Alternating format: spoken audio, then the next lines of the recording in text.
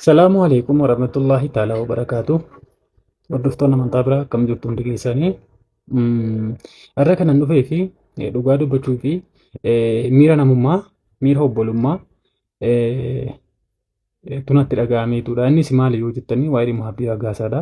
Obboleessi keenya Abdii Raggaasaa yeroo ammaa kana miidhamni qaama isaa dhagahee jiru waan baay'ee ulfaataa fi waan baay'ee yaaddessaadha. Kanaaf immoo ilmi namaa tokko gaafa fayyaa jiru waan barbaade dogoggoruu danda'a. Ammoo dogoggora isaa sanaaf immoo nutti dhiisuu danda'uu qabna. Wallaahi obboleessi keenya baay'ee miidhamee jira. Akka nuti itti yaadnuuf akka namni itti yaadu sana miti. Miidhama guddaatu qaama isaa irra gahee jira. Kanaafuu wallaahi namni kamiyyuu namni namooma qabu, namni namummaa gaarii qabu mucaa kanarraa osoo arraba isaa dhaabbatee gaariidha. Namni kamiyyuu mucaa kana hin arrabsinaan dhaamsa kooti. Kaleessa dogoggoruu hidhattanii har'a obboleessa keessa miidhamee sireerra jiru jecha hin taanee fi waan hin taane ittiin hin jedhina. Maaliif jennaani namni gaafa fayyaa jiru malee waan namarra gahu hin beeku. Miidhamni namarra gahu immoo akka namaatti akka namoomaatti baay'ee nama yaachisuu danda'uu qaba. Nuti ilma namaadha ni dogoggorra, dogoggora keenyaan ni baranna. Mucaan kun ammatti qaama isaa qofa miidhamee hin jiru. Meentaalilee mucaan kun ni miidhama, sammuun isaa illee miidhamaadha. Kanaaf adaraa Oromummaa warri itti mufattan dhiisaa fi amma itti gargaarsi isa barbaachisa. Gargaarsi namoomaa. Mucaan kun fayyuudhaaf fayyee immoo nama ta'e akka duriitti immoo fuula keessanitti bahuudhaaf akka nama tokkotti gargaarsi namoomaa ni barbaachisa. Waan dandeessaniin waan humna keessaniin bira dhaabbadhaa. Obboloonni keenya kiristaanaallee kan itti mufattan dhiifama godhaafi. Maaliif kaleessa nu tuqee hidhattanii har'a otoo inni miidhamee sireerra jiru mucaa kanaan itti hin taane hin jedhina. Xiqqaatu guddatu Oromummaa walitti qabdu. Islaamummaa walitti dhabdanis jechuudha. Isinii galeera. So kanaafuu utuu hundumti keenya dhaabbannee itti yaadne bareedaadha. Wallaahi amantaan kamiyyuu miidhama ilma namaatti gammadi kan jedhu hin jiru. Kiristaanummaa keessas ta'u Islaamummaa keessatti miidhama ilma namaa tokkotti hin gammadinidha. Kanaaf namni itti mufattan hundi keessan maqaa Rabbiitiin wallaahi dhiifama godhaafi akkasuma immoo gargaarsa namoomaa isa barbaachisu godhaafi amantaan keessan adda adda ta'us immoo gargaarsa namoomaa namni namummaan itti dhaga'amu hummaan itti sola abbaaf itti jirre namni namuma gaarii qabu waan qabuun biraa dhaabbatuun siniin jira. Egaa miidhama isaa namni argee jecha tokkotti dubbachuun baay'ee nama yaachisa waan ta'eef wallaahi kanumaan siniin jedha. Salaamu alaikum warahmatullahi wabarakatuh. Nagaatti tura. Suuraan ganama isin bira gahe sun suuraa akka waan inni fayyaa qabuti. Achi as zayitiin qaama isaa jijjiiree zayitiin buskuuta gurraachessu sun hin beektanii fuulli isaa guutuutti gurraacha'ee. Abdiidhaan nu jennaan amanne malee abdiin bareedaan mucaan rifeensi isaa akkas sun hundi rifeensi sun hundi ka'ee wallaahi kallattii kanatu fuula kallattii kanatu mataadha wallaahi wabillaahi hin beektan. Inni suuraa fi viidiyoon ganama sin argitan suni abdii ta'uu namni hin beeku. Akkuma jarrinuu jedhan suuraa nuti agarree turre suuraa amma iskiriinii irra isinii kaa'ee jiru kanadha jechuudha. Kunummaan hedduu nama rifachiisa akka qaamni isaa ta'ee jiruu fi harki isaa ta'ee jiru yeroo ilaalanu. Ka ammaa immoo sana daran hamtuudha. Qaamaan agarree isuma ta'uu adda baasuun hedduu nama yaachisaa nama rakkisaa. Qaamni isaa guutuun jijjiiramee rifeensi isaa guutuun irraa ka'ee akkasittiin haala hamaa keessa jira. Gargaarsa hatattamaa barbaachisa jechuutti jiranii. Walumaa galatti gaawwanni kun miidhaan itti jabaachaa deema. Zayitiin qaama keessa deemee isa duraan nu agarreerra isa jarri amma jiranirra sa'aatii ammaa kanatti jabaachuu danda'a jechuudha. Yoo gargaarsa hatattamaa argate yaala isa barbaachisu hin argatiniin jechuudha. Mee ustaaz Ibsaanoo maal jedhan waliif sheer godha. Abdii Raggaasaa ati beektu sun isaaniiti. Akka itti dubbifnuu fi akka itti arginu fuula suura maa arguu dadhabnee dhiifne fira jechuudha. Meerri nuti amma ittiin haasa'uu dandeenyu hin jiru wanni jiru amma uumma sadii qofa. Tokkoffaan wanni Abdii Raggaasaa isinirraa barbaadu maaltu akkas godhee maaliif akkas ta'ee seerri qabatee jira. Nama akkas sirna waan san dalage kophaa jira moo isa dhugaatu jira seerri qabatee bulchaan shaggar furiidha seeronni qabatanii irra jira. Warri sooshaal miidiyaa gubbaa jirtan abbootii seeraatiin disee. Warra poolisaatiin miti qaama seeraatiin disee as gubbaa jirtan. Qorattanii waan feete yoo garagalchitan seerri waan mataa isaatii qoratee irra gahe qofa nutti gabaasa. Achi booda tarkaanfii itti aanu seeratu fudhata. Sun dhimma keenyaa miti. Sagalee ta'uu galatoomaa. Rifachuu keessan galatoomaa. Namooma keessan nu garsiisuu galatoomaa. Warri itti qostanillee guyyaan hin naanna'a. Rabbiin fida itti qostanii warri zayitii jismi isa affeelisanii namni nama rafutti bishaan qabbanaa naquun sodaatu bishaan qabbanaa nama isaa rafutti zayitiin bifa saniin itti naqame warri haadhatti qoosaa jirtan warri gara amantii naannessatan gara gandummaa fi dhimma dhuunfaa keessanitti naannessitanii ittiin qoostan Abdiin Raggaasaa har'a ka'ee isin deebisuu hin danda'u. Garuu Rabbiin guddaan sun deebii isin deebisuu danda'a Rabbi. Walitti qoosaa jirtan tokko tokko Rabbi isin beeka yoo Abdiin Raggaasaa isin beeku baatillee nuti arginee garaa nu gubatee waan jennu dhabe. Zayitii qabatanii suuraa isaanii bara obboleessu. Kuni qoosaa takkaa banii aadam keessatti ilmi namaa akka walitti hin godhu abadan. Jechuu waan jennu qabnu nu dhiifna sababbi dhiifna rabbu akkatti kafanu beeka.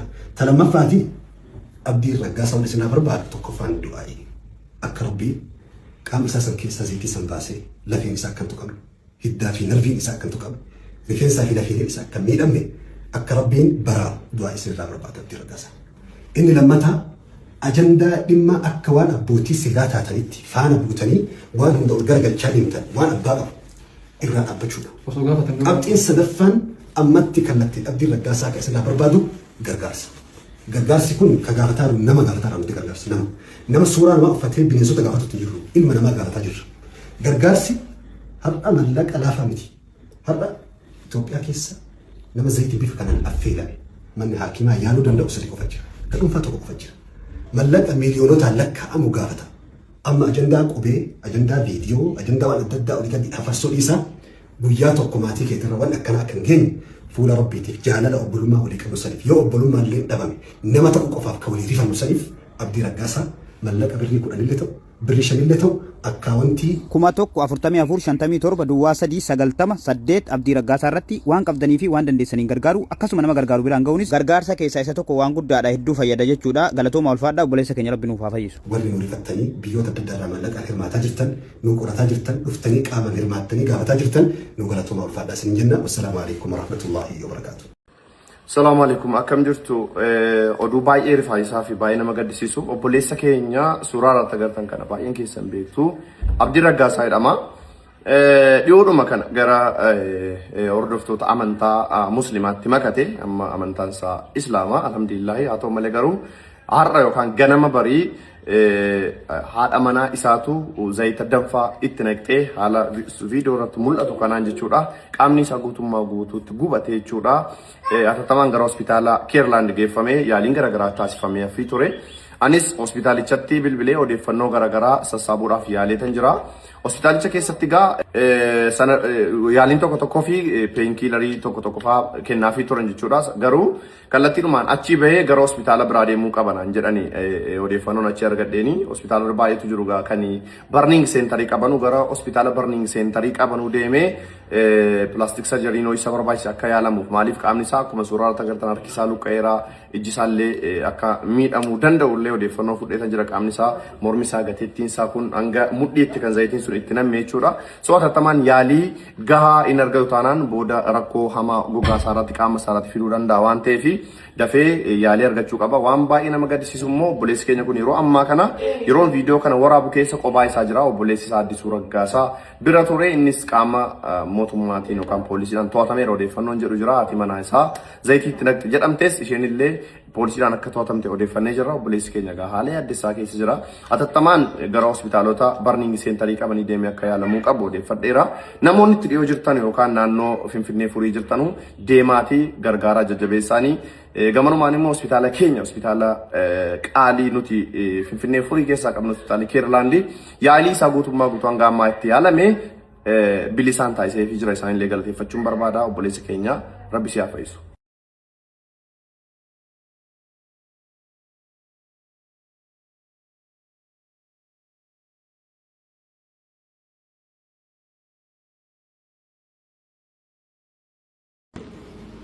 Bismillah, assalamu alaikum warahmatullahi wabarakatuh. Akkasumallee warroonni amantaa bira akkam jirtan nagaadha. Alhamdulillahi rabbil alamin. Obboleessa keenya Abdii Raggaasaadha. Miidhaa akkasuma garaajabummaa dhalli namaa irratti raawwate karaa suuraatiin argitanii jirtanii suuraa ammaa fi viidiyoo ammaa osoo isinitti mul'isne tarii kun abdii miti jettanii waakachuu fi isa miti jettanii mormuu dandeessanii haalli ammanni irra jiru wanti dhoksanii jiru baay'ee nama yaachisaa fi baay'ee nama gaddisiisaadha waan ta'eef isa gana gaafa abdiin akkas ta'e jedhee dubbadhu an akka mataa kiyyaatti baay'een gaddaa baay'een itti dhagahama. Walumagalatti miidiyaa hawaasaa kanarratti musliimota akkas godhee kiristaanota akkas godhee maaltu akkas godhee maarri akkas godhee zayitiidha asiidiidha wanni jedhamaa olii gadi oofamaa jiru kun hundi qorannoon isaa karaa seeraatiin eegalameetiin jira waan ta'eef dhimma seerri tokko jalqabee dhimma qaamni seeraa harka qabu miidiyaatti ol baasuun akka seeraan dhorkaadha seeraan nama gaafachiisa. Saniifuu amma kana olii gadi oofuu irra amma wanni namatti ulfaatu wanni nama gaddisiisu dhalli namaa irratti ilma namaa irratti waan akkana raawwachuun humtiyyuu nama rifachiisa. Kun waan dhala namaa irratti hin raawwatamnetu sarratti raawwatame. Saniif kana gochuurra kallattumaan akkaawuntii amma as isinii kennu irratti gargaarsa hatattama kabeellama hin qabne arra hin jenne boru osoo hin jenne akkaawuntii jala kan isinii taa'u irratti obboleessa keenya Abdii Raggaasaadha. Lubbuu isaa haa baraarruun dhaamsa kooti. Hundumti keessan bakkuma jirtanitti tasgabbaawaadha. Namni asitti argatan kunniin meebi gariin isaanii viidiyoo keessan seenneef ta'a malee cinaan nama as jiru obboleewwan keenya obboleewwan kiristaanaati, obboleewwan amantaa biraati, obboleewwan keenya obboleewwan musliimaati. Akka waan uummanni musliimaa fi uummanni kiristaanaa wal dhabee namoonni fakkeessatanii miidiyaa irratti olii oofaa jirtan kun hundi dhaabbachuudha qaba. Dogongora dhimma kana seeraa qabatee jira. Dhimma isaa asuma dhisnee dirqamni kiyyaa fi kan kee amma obboleessa keenya Abdii Raggaasaadha. Akkaawuntii amma isin jiru irratti gargaaruu fi gargaaruudha. Hundumti keessanuu amantaa qabdaniin bakkuma jirtanitti akkuma jirtanitti rabbiin nuuf kadhaa fi akka inni fayyaa isaa kaleessaatti akka inni deebi'u hojiin gurguddoon jirtu tanniin lamaanii galatooma ulfaadhaadha. نجرنا نقول السلام عليكم ورحمة الله وبركاته. الرحمن الرحيم الحمد لله الصلاة والسلام على رسول الله وعلى آله وأصحابه ومن والاه. كبجمتوني دعوتوني ميديا كنا بكم جرتنيتي تلافي رحمن ربي سنهدك أبو جتشا لما أرجمي أما ديما جروف حواس نكين كدرجة جيسا كمان جدو كدبرتي كديرة بكم جرتنيتي ميرا كنان أبولي سكيسن ركنا مدتيجتني كروفي أسجرولين كمانا جرولين كهريبا كإلين ميرا أبولوماتين ميرا بيوماتين ميرا نموماتين لفاكاتني صدركا كانتي سوچو كيسانيف ulfaat galatooma kabaja qabdan isinin jenna. Assalamu alaykum warahmatullahi wabarakatuh. Obboloonni koo kiristaanaa islaamaa bakka jirtanii mudannoo obboleessa koo Abdii mudateen utoo amantiidhaan maali waliin qoodiin hirmaannaa gootanii dhuftanii bakka nun jirrutti argamuudhaan miidiyaa irraallee namoonni hedduun bilbiluudhaan qaamaan immoo cannaqamuun biyya fagoorraa dhuftanii nu bira kan jirtan isin galateeffachaa.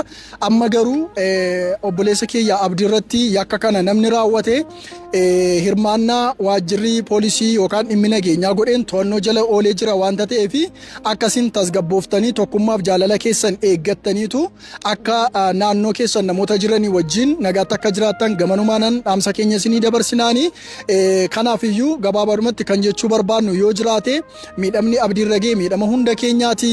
Kan amantaa kiristaanaa, kan amantaa musliimaa, kan uummata Oromoo hundumaadha waanta ta'eef qaamni seeraa isa qabate amma qulqulleessee deebinee simbeessuun nutti obsaan nu eega. Galatooma.